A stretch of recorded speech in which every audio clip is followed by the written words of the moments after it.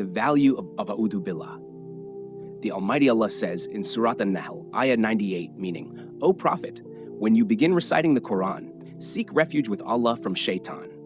This isti'adha, the phrase Auzu Billahi mina аш-Шайтан ир-Раджим, was the first revelation sent to the Prophet.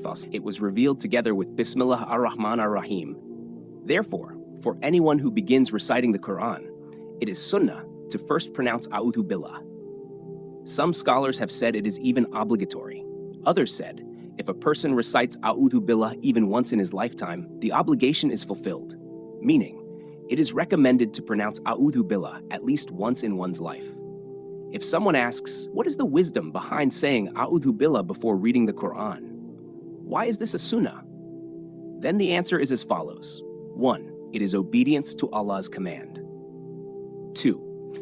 It is seeking permission to enter the presence of the king. To approach a ruler, one must seek his permission, and it is improper to speak before him with an impure mouth.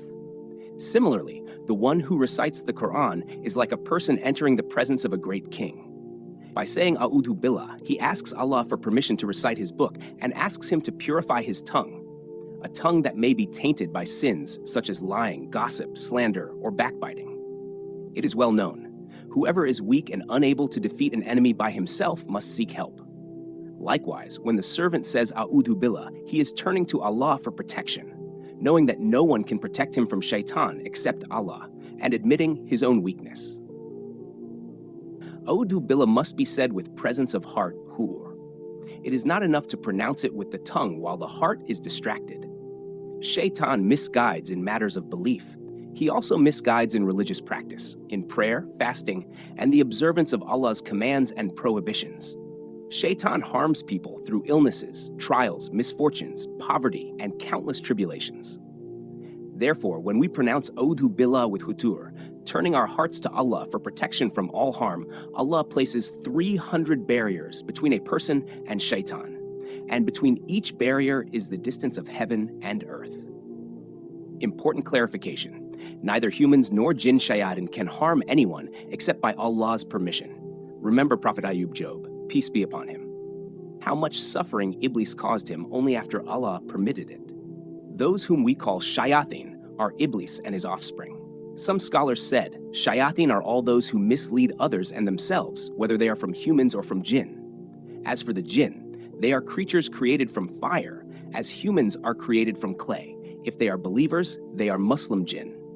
If they are disbelievers, they are shayatin. Jinn reproduce and die, just like humans. But as for the shayatin, meaning Iblis and his progeny, they are born but do not die until the end of time. And then, at the end of the world, they will all perish at once. On the matter of whisperings, waswasa, the Prophet was asked about waswasa, which Muslims experience in great quantity. He replied, a thief does not enter an empty house, meaning Shaitan only enters the heart that contains iman because he wishes to steal from it. Ali, may Allah be pleased with him, said, the difference between the prayer of Muslims and the prayer of Jews and Christians is the waswasa of Shaitan during it. The disbelievers already follow Shaitan, so he does not need to distract them.